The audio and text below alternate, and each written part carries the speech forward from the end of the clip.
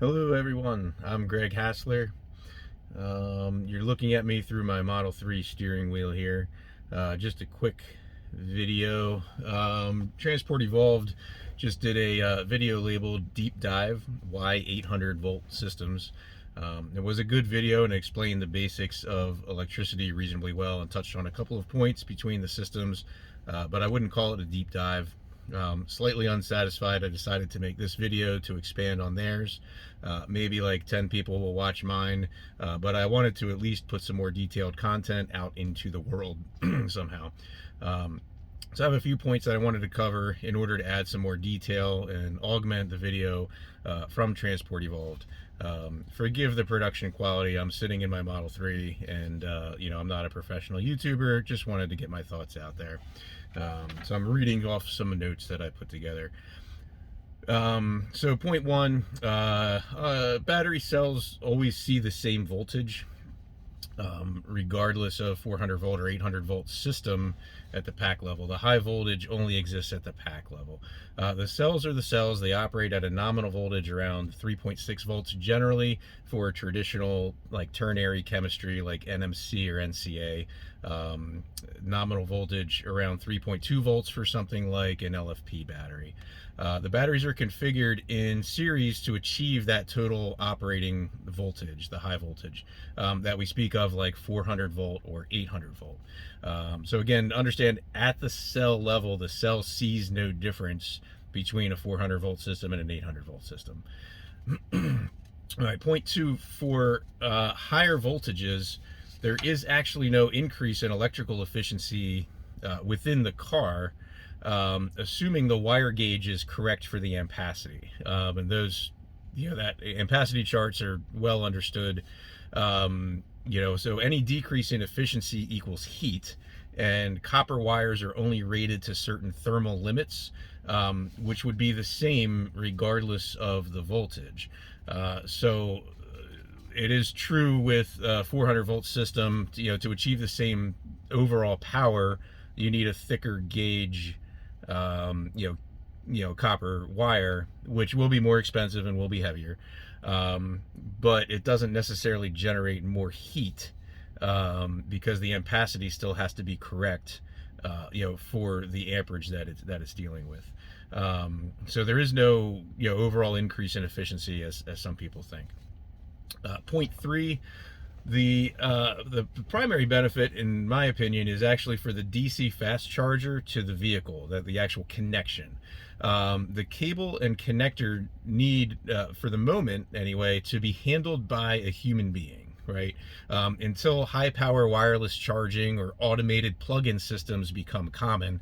They do exist in sort of rare circumstances and whatnot. People are working on them, but they're not common. They're not what you're going to run into out in the real world, and your car's probably not capable of either of them. So higher voltage means, again, less amperage, as explained in the Transport Evolve video, and again, which means smaller gauge wire and smaller connectors for the same total kilowatts, the same power throughput. Current 350 kilowatt CCS chargers are pretty much maxing out what an average human can handle with regard to sort of weight and like just total connector size and cable size. Like even a thick 350 kilowatt CCS connector is actually a little bit cumbersome to plug in. But like my daughter can do it. She could do it a few years ago when she was 8 or 10 years old or whatever. It might be a little difficult. She's using both hands and her whole body weight to get it plugged in, but it can be done. Somebody larger, stronger could handle something higher or heavier weight and a larger connector. But again, you have to think of sort of the least common denominator, somebody disabled or something like that. So CCS is already sort of pushing the limit of what a smaller human could handle. So we need higher voltages and or liquid cooling to get more power through that same cable. And again, the 350 kilowatt chargers are already doing liquid cooling. I think maybe even the 150s as well. Teeing off that point, some manufacturers are experimenting with reconfiguring the battery pack, to operate at multiple voltages. For example, the vehicle might operate at a 400 volt level at the pack, but you can split the pack and reconfigure it into an 800 volt, a pack, basically just for the charging session. Again, because of the aforementioned reason. I think GM says the GM Hummer EV already does this. I haven't really seen a deep dive on it, and I know other manufacturers and some startups are experimenting, with multi-voltage packs that can reconfigure themselves, and split the pack into halves and reconfigure them into series parallel, or vice versa. All right, so point 4. Let's talk about voltage swing, which I never really see anybody talk about.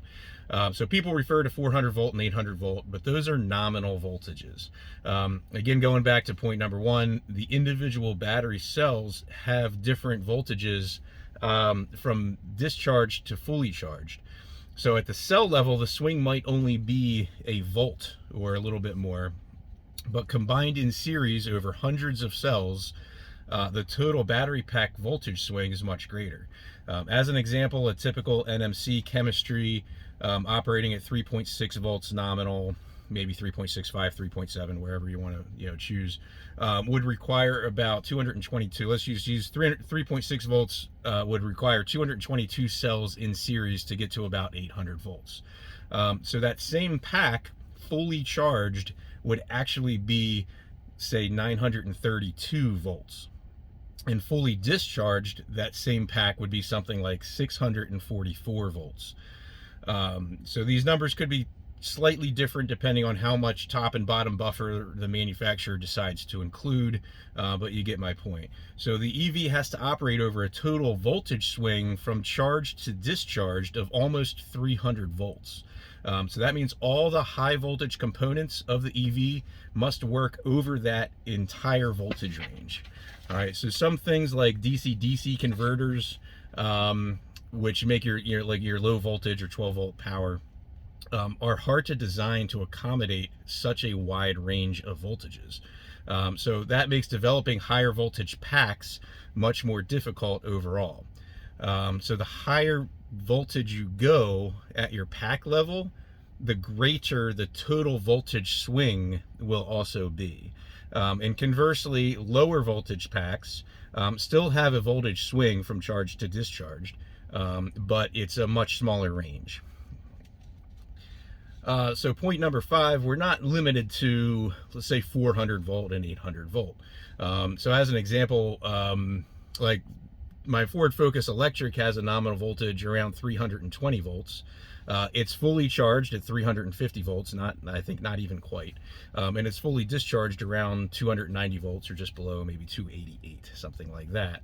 And my Model 3 has a nominal voltage of about 350 volts, and is just under 300 volts discharged and right around 400 volts fully charged. Forgive me if I'm a little bit off on those numbers, but you get the gist. So, they're both considered like quote unquote 400 volt vehicles, but they're not really quite that. So they all vary a little bit. Other 400 volt architectures may go as high as 420 or 450 volts fully charged.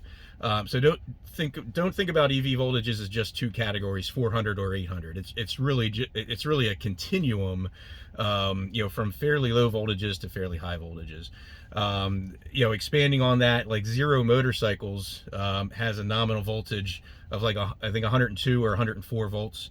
They're about 116 volts fully charged, and 92 volts or thereabouts, 90 volts, I forget, somewhere there. They've played with the low voltage cutoff a little bit over the years, over the firmware updates. So fully discharged, they're around that. Energica Motorcycles nominal voltage, I think, is something closer to 225 or 250 volts. Again, forgive me, I forget the specifics off the top of my head. Rimac is working on a 1300 volt system, and some other manufacturers and startups are experimenting with voltages higher than that. Even 1600 volts, things like that. So again, going back to point number 4, the higher you go in voltage, the overall swing in voltage is going to be greater, and that creates additional engineering challenges. So we may see super high voltages limited to just charging, high power charging operations, while the vehicle itself actually functions at a lower voltage, because again, within the vehicle itself, the advantages of high voltage are, I'm going to say, minimal. Again, there is some, cost savings, primarily due to the thickness and amount of copper and weight of copper.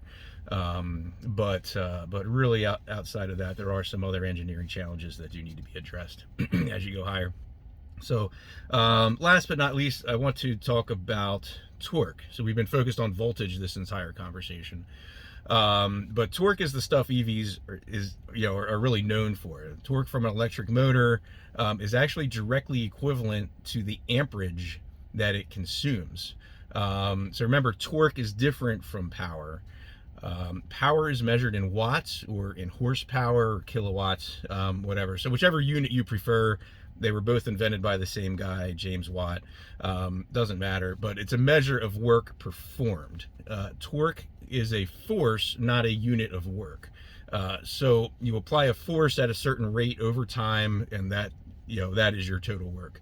So we speak of power again as kilowatts, for EVs generally. But torque is what EVs are really known for, and that torque doesn't come from the watts or kilowatts. It comes from the amps. The amperage that you run through a motor is what is giving you the torque. The operating voltage of the motor doesn't really factor in to the torque output of that motor. Again, just wanted to make those few points and do a little bit of a deeper dive into the voltage discussion, just again expanding on the Transport Evolve video. So that's all I have to say about that. I'll talk to you later.